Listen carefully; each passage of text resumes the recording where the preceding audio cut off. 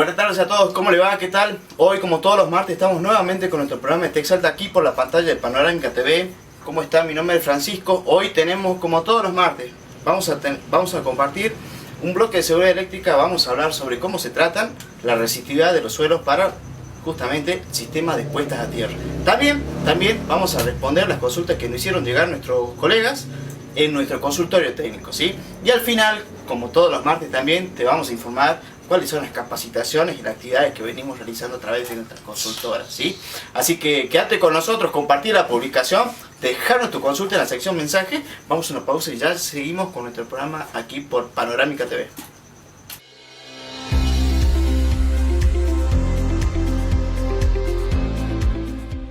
Bien, seguimos con nuestro programa. Hemos llegado al bloque consultorio técnico.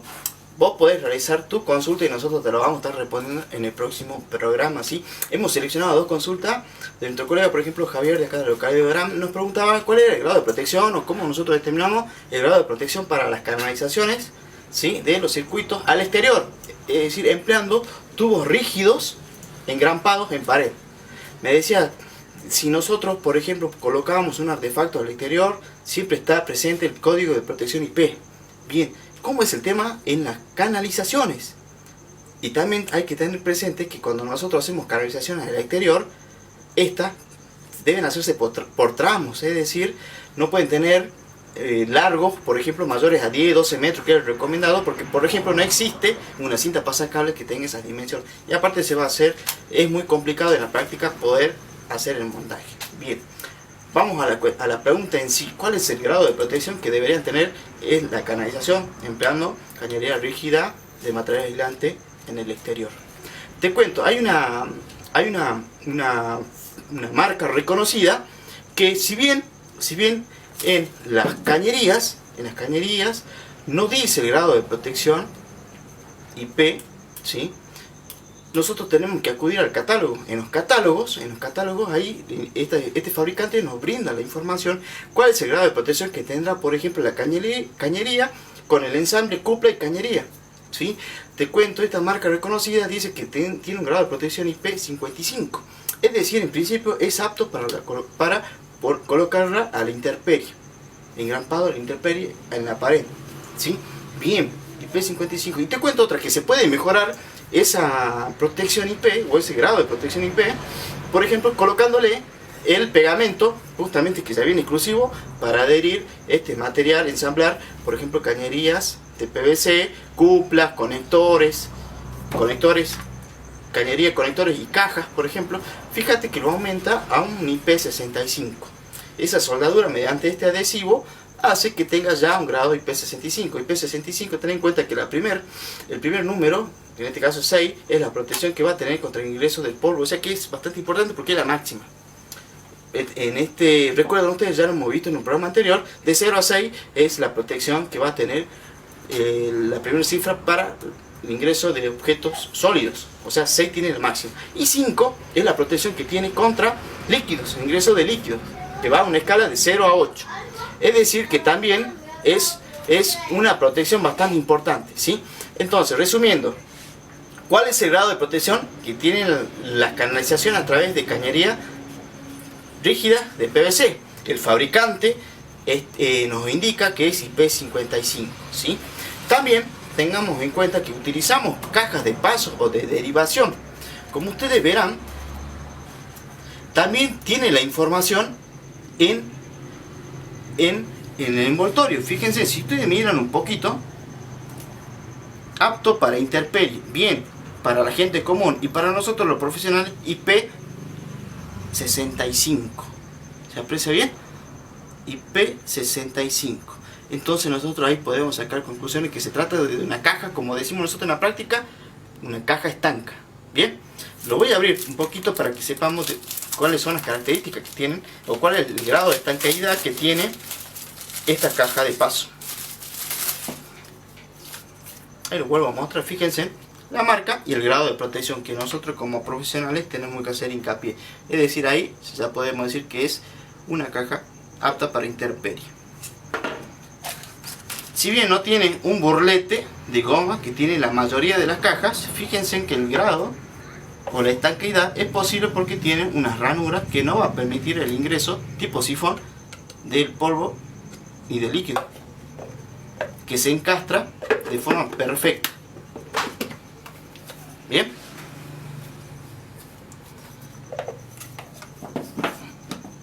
Bien. Entonces, resumiendo un poquito, las canalizaciones tienen un importante grado de protección IP. Si no las ves en la cañería, no la vas a... esa información no está ahí, sino que tienes que ir al catálogo del fabricante, ¿sí? Lo puedes bajar de internet o bien en alguna folletería en un local comercial. Pero quiero que sepas que es IP55. Si adherís o si el sellado, el ensamblado es con un pegamento exclusivo para ese material, vas a mejorar el grado de protección, va a aumentar y va a ser IP65, es decir, apto. Pero antes de terminar, una cosita: no todos los caños, no todas las canalizaciones de material aislante son aptos para la colocación en intemperie. Mucho cuidado porque no tienen protección contra rayos UV. Hay que ver también cuáles son los caños de material aislante que se pueden colocar en el exterior, más allá que hablábamos del grado de protección, porque si no al tiempo vas a ver que te va a vivorear esa canalización y estéticamente no está nada bien, ¿sí? Te cuento un poquito. Por ejemplo, la canalización que es libre de halógenos, ¿sí?, o de baja emisión de humos opacos, es que tenga ese material, esos polímeros, es apto para la colocación a la intemperie, ¿sí? Bien, vamos a ir a una pequeña pausa y ya tenemos las últimas consultas, que es algo bastante importante que nos hicieron en una radio local, que es la protección contra los choques eléctricos, ¿sí? Ya volvemos.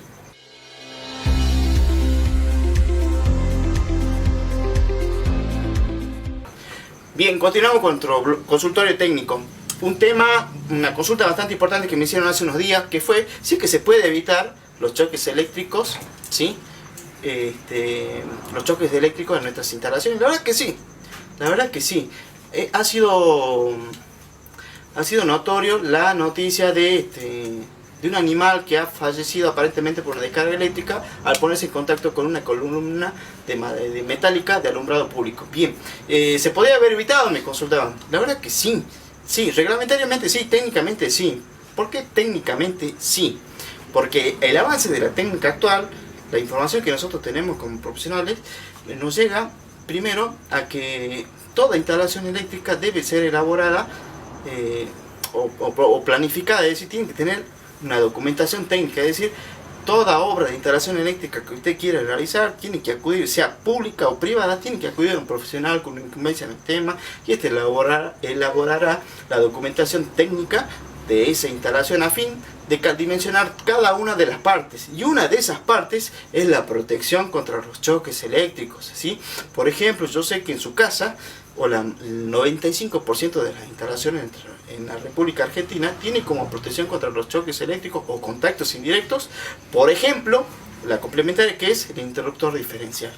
El alumbrado público es distinto, ¿sí? Hay una cuestión técnica que se llama esquema de conexión a tierra, que no lo vamos a ver ahora, pero en función al esquema de conexión a tierra que tienen las instalaciones de alumbrado público, no va un interruptor diferencial, sino que tiene otro tipo de protección, ¿sí?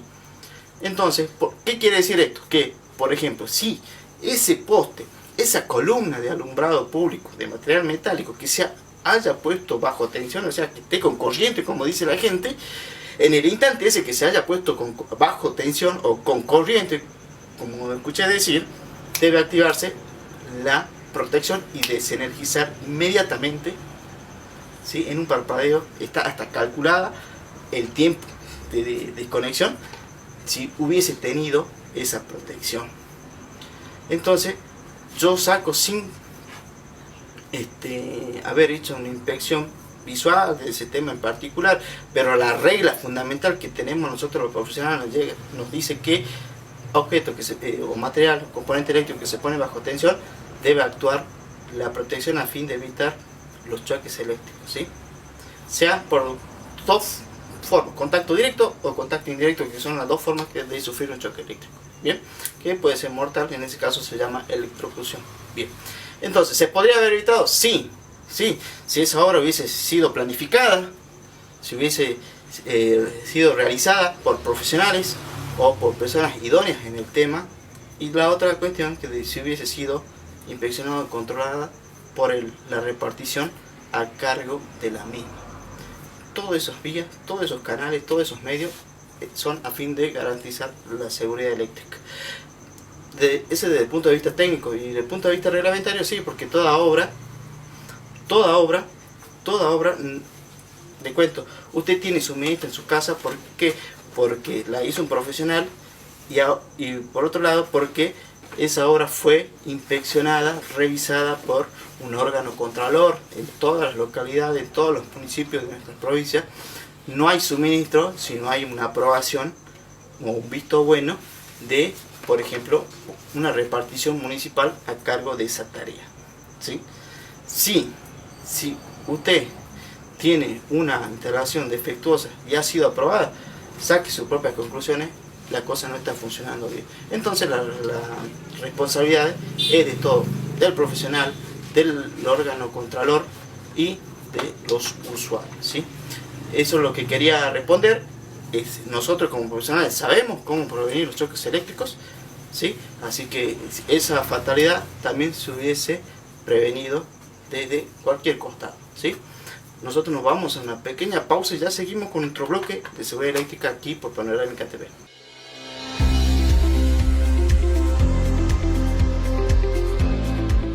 Bien, nosotros siempre a la hora de iniciar una obra de instalación eléctrica debemos acudir a un profesional para que realice la documentación técnica de esta obra. Yo en este video les voy a comentar y detallar cómo es el proceso para la elaboración de lo que la gente denomina los planos eléctricos. Nosotros, para poder proyectar la instalación eléctrica, lo que hacemos es un relevamiento de la construcción. Nos vamos a obra y tomamos las dimensiones de la construcción y luego la pasamos, la digitalizamos en este programa que es el AutoCAD. Si fíjense acá que tiene representada la planta de arquitectura, una planta de arquitectura, una vista superior con un corte a la altura del pecho. Fíjense que tenemos las dimensiones de, por ejemplo, un dormitorio, el otro dormitorio, el patio. Si bien los planos eléctricos no tienen acotaciones, nosotros con este programa en AutoCAD, fíjense que al hacer propiedades ya tenemos las dimensiones, que en este caso dice 3 metros de ese dormitorio. Bien, una vez tenida esta información, lo que nosotros hacemos es nos vamos o consultamos la reglamentación y evaluamos los puntos mínimos de utilización, es decir, la cantidad de bocas y de iluminación y de tomas corrientes que vamos a proyectar. Luego la representamos. Fíjense acá, nosotros tenemos representada una boca de iluminación con las distintas canalizaciones. Tenemos circuito 1, boca H, que tiene un punto de efecto H, es decir, de acá se enciende esta luminaria. Y también están acotadas las canalizaciones con la cantidad de circuitos, la sección de estos circuitos y el diámetro de esa canalización. Tanto así para los circuitos de iluminación, como en este caso, como también para los circuitos de toma corriente. Fíjense, 1, 2, 3 circuitos de toma corriente de uso general y un circuito para aire acondicionado, ¿sí? Todo eso nosotros tenemos presente a la hora de proyectar una instalación eléctrica, que es un requisito que exigen a la hora de encarar una obra. Bien, ¿para qué? Para luego llegar a un plano de instalación eléctrica, ¿sí? Un plano de instalación eléctrica, según el Código de Verificación de nuestra ciudad, solicita la planta, las plantas, si tuviera más de una planta de arquitectura, con los circuitos de iluminación, de tomas corrientes y señales débiles, ¿sí? También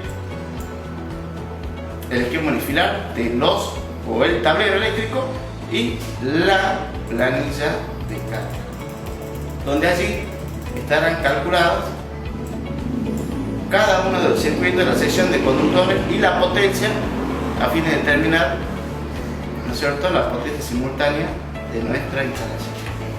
Esto es una de las tantas tareas que nosotros realizamos. Ya sabes que a la hora de iniciar una obra de instalación eléctrica y no contar con la documentación técnica de la misma, puede acudir a nosotros acá en nuestra oficina en Mitre 460 de la localidad de Oruro.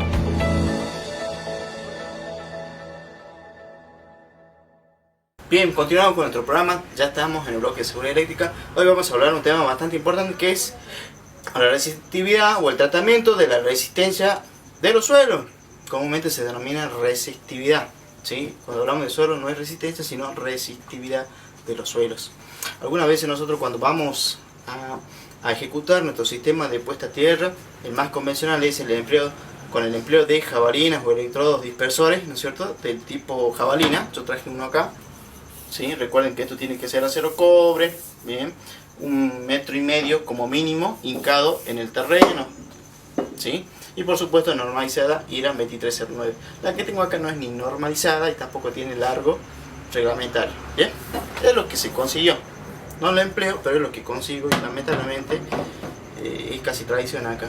Bueno, la cuestión es, nosotros hincamos la jabalina en el terreno y por supuesto hay que medirla, hay que verificar la resistencia de contacto que tendrá nuestra jabalina o ya nuestra resistencia de puesta a tierra. Bien, saben ustedes que reglamentariamente este valor tiene que ser de un menor o igual a 40 ohm y algunas veces no se consigue ese valor, 40 o menos ohm. ¿Cómo hacemos? ¿Cómo lo solucionamos? Lo que yo siempre sugiero es de que, por supuesto, recuerden la definición de un sistema de puesta a tierra que nos dice que es un electrodo o un conjunto de electrodos, bla bla bla bla, y sigue. O sea que podemos tener más de un electrodo hincado en el terreno, no solamente uno. ¿Sí? Por supuesto tendrán que estar equipotencializados, es decir, vinculados en forma paralela en una barra denominada BEP. Bien. ¿Sabes lo que he visto? De que colegas no utilizan esa opción, ¿sí? Cuando la resistencia de la puesta a tierra de las únicas jabalinas que tienen cada no le da un valor, o sea, por ejemplo, le da mayor a 40 ohm, lo que hacen es acuden a un mejorador. No compran más jabalinas o electrodos dispersores para colocarlos a 2 veces de 10 radio equivalente una de otra y conectadas en forma paralela a una barra, sino que acortan el camino y acuden o van a la cuestión de la resistividad de los suelos, que técnicamente no digo que está mal, en ningún lado dice que está mal, pero yo no lo veo viable. Es ya una cuestión personal, no es el tema, una cuestión profesional mía, ¿no? No es el tema de hoy discutir las técnicas que va a haber para bajar la resistividad, perdón, la resistencia de contacto de la puesta a tierra, sino comentar un poquito lo que en la práctica yo veo. Que por ejemplo que el instalador electricista, el profesional que está del sector eléctrico que está interviniendo en la instalación, lo que hace es tratar el suelo. Sabe el profesional que por ejemplo antiguamente se utilizaba carbonilla con sal, se cavaba un pozo alrededor del electrodo y se mezclaba la tierra con esa carbonilla, ¿sí? Y de esa manera, ¿por qué? Porque está comprobado que, por ejemplo, las sales disueltas en el terreno bajan la resistividad del suelo y por ende va a bajar o bajará la resistencia de contacto de la puesta a tierra. Bien, eso fue antes o hasta el día de hoy algunos colegas lo siguen practicando. Ahora vienen productos, yo les muestro algo de 12 kilos, perdón. ¿Sí? Un mejorador y un tratamiento químico. Algunos dicen mejorador, un tratamiento químico que se coloca en el terreno alrededor donde se va a emplear o donde se va a hincar nuestra jabalina. ¿Sí? ¿Qué es lo que se hace? Este tratamiento se cava a 60 centímetros de profundidad, un anillo 60 centímetros de profundidad alrededor de la jabalina, se retira esa tierra y a esa tierra se le vuelca estos 12 kilogramos de producto. ¿Sí? Estos 12 kilogramos de producto se mezcla con esa tierra y luego esa mezcla de la tierra que hemos retirado más este producto se la coloca en el pozo que se ha generado y se la va apisonando. La cuestión no termina ahí, sino que también luego de haber compactado y terminado de rellenar ese espacio que hemos generado, se le agrega agua. ¿Para qué? Para que se infiltre y por supuesto empiece a infiltrar hacia abajo en el terreno este tratamiento. ¿Cuál es el propósito? Lo mismo que la carbonilla con sal, salvando la distancia. Bajar la resistividad de los suelos. Porque sabemos nosotros que al bajar la resistividad de los suelos, va a bajar la resistencia de contacto de mi puesta a tierra. ¿De dónde sale esto? Hay una fórmula que dice que la resistencia de contacto de la puesta a tierra es igual a ρ sobre 2pi por L, por un logaritmo natural. Ρ, o sea, la resistencia de la puesta a tierra es igual a ρ es la resistividad de los suelos, dividido 2pi por L. L es el largo de la jabalina. O sea que la resistencia de la puesta a tierra es directamente proporcional a la resistividad del suelo. Si mi suelo es malo, si tiene una resistividad muy alta, y la resistencia de la puesta a tierra también será alta. Si la resistividad de mi suelo es baja, entonces si es directamente proporcional, la resistencia de mi puesta a tierra también será baja, ¿sí? Entonces, ataca en ese costado, mejorando el suelo. En mi opinión, esto tiene una vida útil. No sé si larga o corta, fíjense, porque también depende a los tipos de suelo, a las características agresivas que tengan algunos suelos. No todos los suelos son iguales. Mire, yo estoy parado acá, hago un metro para acá y el suelo, la resistencia del suelo ha cambiado. Si me muevo acá también, ¿por qué? Dice la técnica que los suelos son heterogéneos, varían en forma horizontal como en forma vertical. O sea, si me cago un poquito, un metro hacia abajo, habrá otra resistividad de los suelos, ¿sí? Entonces, por ahí viene la cosa. No cuestiono este trabajo, solamente comento a colegas que veo mucho el tratamiento de los suelos. No van a la otra parte, que es a tratar de bajar la resistencia de los suelos, de la resistencia de la puesta a tierra, hincando jabalinas en paralelo, ¿sí? Porque, no sé, ya que estamos, hincar jabalinas que disten una de otra, y es radio equivalente y equipotencializable en forma paralela en una barra, baja la resistencia de mi puesta a tierra. ¿De dónde sale eso? Midiendo, dirá alguien, sí, también midiendo, pero tiene un sustento teórico, porque fíjense, esto nos enseñaron en el colegio, apenas entramos, la suma de resistencias paralelas, 1 sobre R total sobre 1 sobre R1 más 1 sobre R2 y las que tengamos. Despejamos R total y seguramente ustedes van a ver en la imagen, ahí les dejo la fórmula, van a ver que la resistencia total de las jabalinas hincadas de forma paralela baja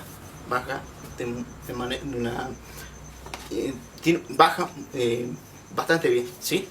Así que bueno, era comentarle esto, la resistividad del suelo, cómo veo o cómo se observa en el ejercicio profesional, como algunos colegas lo hacen, antiguamente con carbonilla y sal, y ahora con productos, ¿sí? O tratamientos químicos.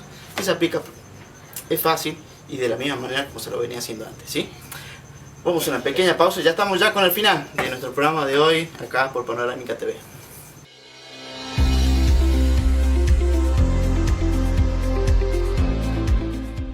Una de las tareas que realizamos en nuestra consultora es el proyecto, el ensayo y el montaje de tableros eléctricos para edificios. Hoy en este video les quiero comentar cómo lograr la medida de protección equivalente a la clase 2 para envolventes metálicas.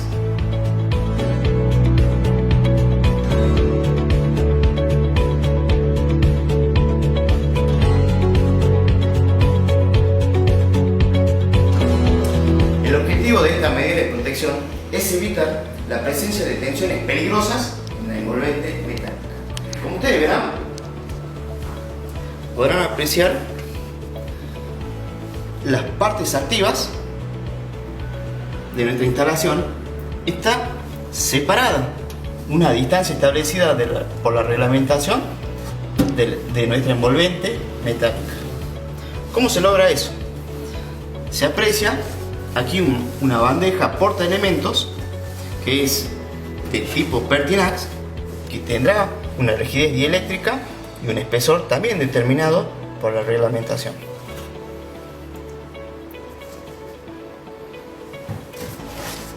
Les muestro un poco. Fíjense en ustedes que esta bandeja portaelementos, donde irán fijadas cada una de los dispositivos y maniobras de protección, estarán separadas mediante unos airadores cónicos de nuestra envolvente metálica.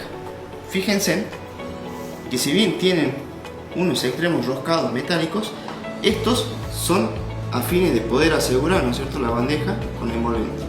No atraviesan todo el material. Esta separación a nosotros es lo que técnicamente decimos la aislación suplementaria de clase 2 para envolventes metálicas. Bien, en este video la idea era comentarles de qué se trata un poco la aislación suplementaria clase 2 establecida por la reglamentación, de manera que cuando la aislación básica de los conductores que está dentro del envolvente, que es metálica, tenga una barrera adicional de protección para evitar el contacto indirecto, ¿sí? Esto ha sido un video más. Te mostramos nuestros servicios que ofrecemos a través de la consultora Texalta. Gracias.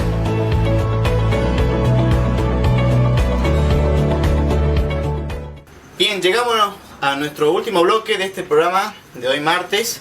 Tenemos, como todos los sábados, el taller uso del telurímetro, ¿sí? Nosotros de nuestra consultora te enseñamos no solo a usar o a utilizar un instrumento de medición como es el telurímetro para la resistencia para la medición de la resistencia de la puesta a tierra, sino también que te enseñamos la técnica, es decir, te enseñamos los métodos o el método de Wenner, ¿sí? para la verificación, para la medición de este parámetro y las técnicas posibles, ¿sí?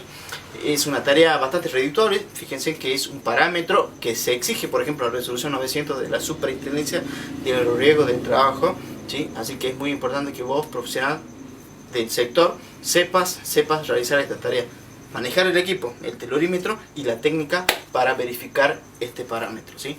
Y si no tenés telurímetro, te cuento algo. Estamos desarrollando nosotros un dispositivo de medición, ¿sí? Para que no es un telurímetro, pero reglamentariamente verifica o mide este parámetro como la resistencia de la puesta a tierra, que muy pronto lo vamos a estar presentando acá en la localidad de Orán, ¿sí?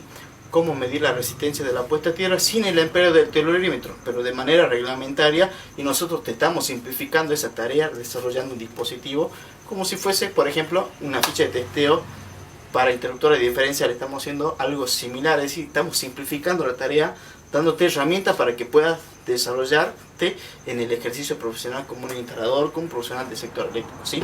También dictamos capacitaciones en nuestra oficina, por ejemplo, la resolución 900 que mencionaba recién, la medición de la puesta a tierra y la continuidad de las masas, ¿sí? Cómo nosotros garantizamos que las instalaciones son seguras, ¿sí? Un tema bastante importante, ¿sí? Nosotros como profesionales, ¿cómo verificamos que las instalaciones eléctricas sean seguras o brinden seguridad contra contactos indirectos? Bien, te explicamos, te damos un marco teórico y te explicamos y te enseñamos a utilizar los instrumentos de medición, que son tres verificaciones distintas, continuidad de las masas, por ejemplo, entre ellas, ¿sí? Así que podés consultarnos. Nosotros estamos en nuestra oficina en Mitre 460 acá en la localidad de Orán, o bien podés vernos, explorar nuestra página web www.texalta.org, ¿sí? Así que bueno, estamos muy contentos. Ha sido todo por hoy martes. Aquí agradecemos a la producción de Panorámica TV, ¿sí? Así que les mando un abrazo y nos estamos viendo el próximo martes a partir de las 3:30 y un poquitito más aquí por Panorámica TV.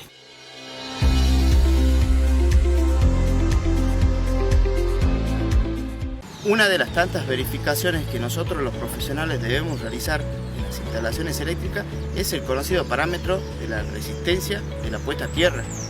En este video te voy a comentar con qué equipo realizar y el método para verificar este parámetro.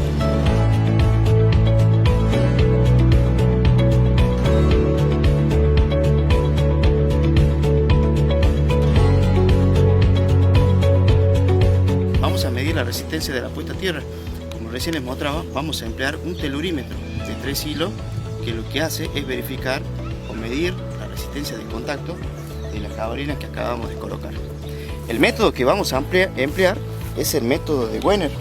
Como ustedes verán, tenemos dos hilos conductores, uno color rojo que va hacia el electrodo auxiliar, que está lo más alejado posible de esta jabalina, y el otro que es la sonda de tensión, que es el conductor amarillo al 62%, ¿sí? Les muestro un poquito.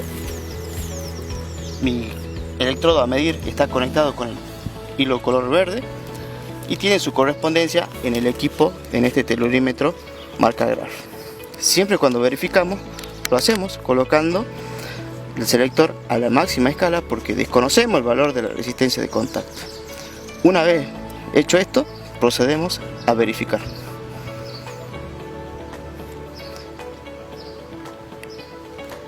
Fíjense que el valor de la resistencia de contacto de este tránsito que hemos colocado de la jabalina es de 1308 ohms.